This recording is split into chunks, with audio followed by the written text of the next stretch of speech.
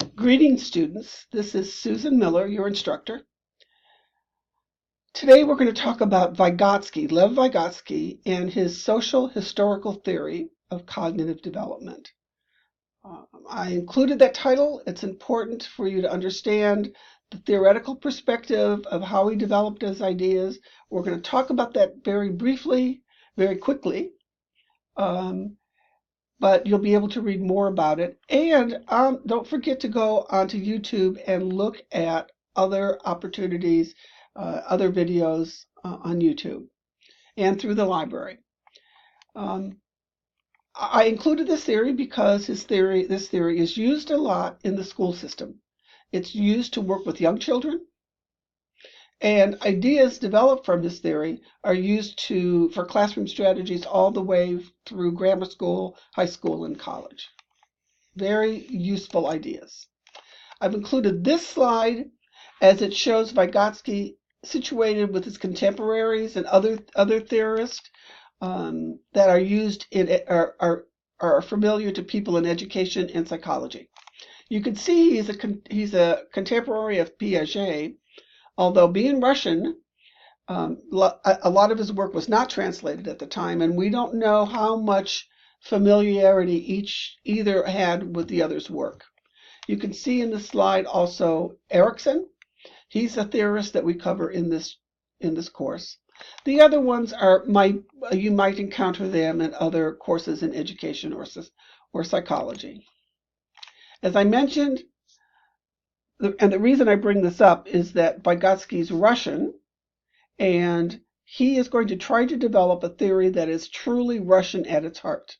I don't have time, and maybe this is not the place to go into how he does that and the implications of that, but that's something he really tried to do. He was of the time of the Russian Revolution, and so it was important to him that that social flavor be incorporated in his theory. And actually, most theorists are creators within a social context, and all of them mirror in some fashion, whether they do so explicitly or not, their culture. He was Jewish, and the impact of that is that it was hard for him to get into college. He came in under a quota system. It was hard for him to get a job that he wanted. He did become a teacher. He could get that position, and we're grateful he did because he has some useful ideas about how children develop and about strategies to use for teaching children. I start with this slide, a broad slide, what's culture, because culture is, again, central to his idea of how he comes about developing his ideas. You're going to see in your reading, and if you look at other videos and materials on Vygotsky, that he doesn't first start with the individual. He says the individual is an internalization of their culture. We learn from interacting with others in our social environment, and that's how we grow and develop. It's a very kind of brief way of saying it's a little more complicated, but it's an important part of his theory. And what happens in a culture? Well, we have signs that we use to communicate with each other, such as even something simplistically as knotted ropes. So I go fishing. We don't have a written language. I need to keep track of how many fish I caught that day. I may knot the ropes, and I can communicate to others how many fish I caught. It helps me with my memory. I don't have a written system yet. But we have as societies developed signs, and signs are really things like language, writing, math, reasoning. These are sign systems. And that comes about because he talks about that because speech is one of the most important psychological tools we have. And we use speech to communicate, to influence others, to be influenced by others. We can talk about the future and the past and the present. Older people can instruct younger people in the way of the world that way. And it aids individual thinking. We can talk to oneself to develop our thoughts. You may, after you watch this presentation, think about what was said using language and maybe talk to somebody else about what you learned today. It's a good strategy, by the way, for learning.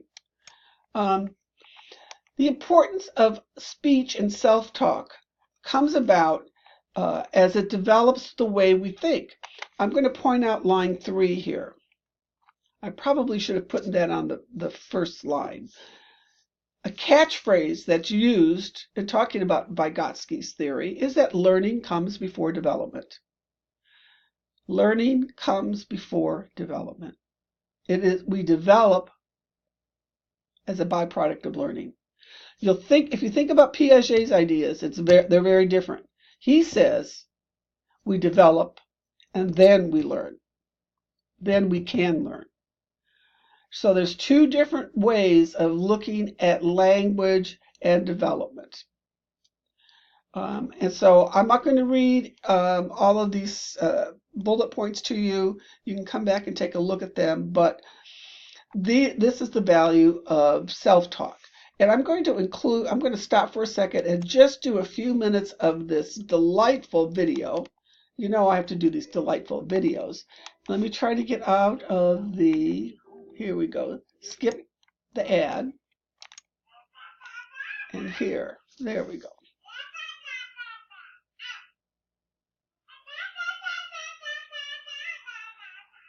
At this very young age, these two twins are engaged in their private language, which twins sometimes have. We don't know what the communication is, but they are using some version of speech to communicate. I'm almost pretty sure it's about socks. Who's got whose sock?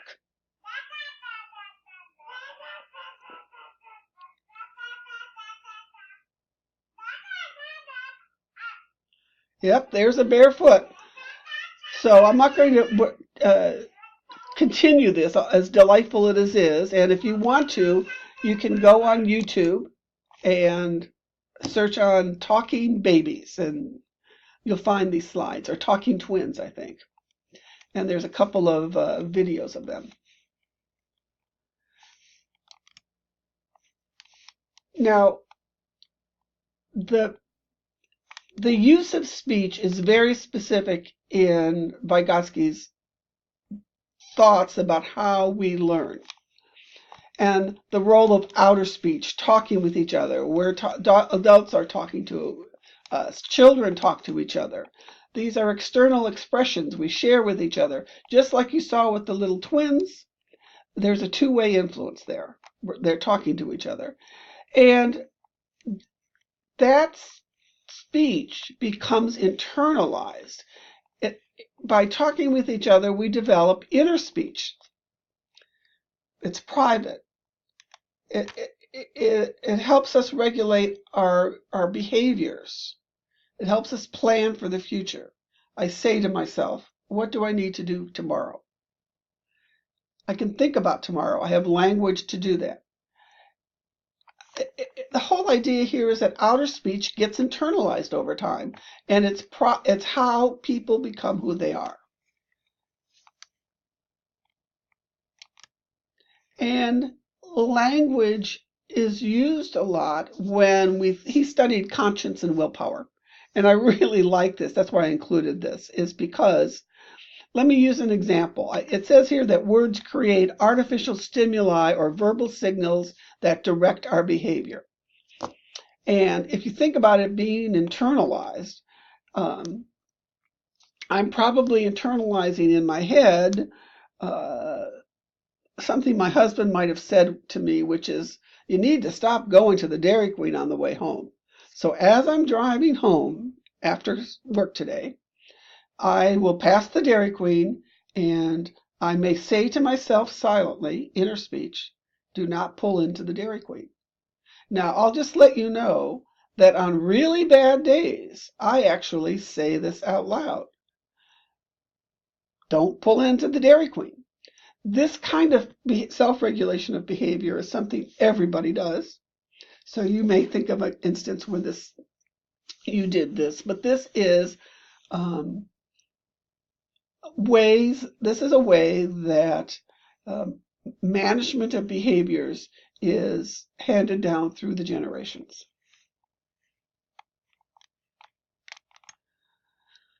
And language plays a role in make-believe play. We've talked a lot about Piaget's view of make-believe play and how it's useful in development. And Vygotsky says it's useful too. First of all, you use private speech and social speech, external speech in play. And so they use this to manage their behaviors, no matter if they're playing a game or some kind of role playing. For example, I think the second slide came from an example I use about a child needing to pretend to be asleep in a scenario that they're playing out. This is very useful. Children do not sit still. And if you're playing a game where you've got to be the person pretending to be asleep, I can tell you that most children cannot do this for very long unless it's part of a game. And so by pretend play, we go beyond what we can do, and we use language to help us do that often. And so a question I have for you to ponder is language a prerequisite for learning? What do you think? Now, I know we've been gone through some ideas about Vygotsky's theory very quickly, but you will have done some additional reading, viewed additional videos, and we have covered Piaget's theory. So consider, how would Piaget answer this question, and how would Vygotsky answer this question? And I'd like you to respond on the discussion board, if you would.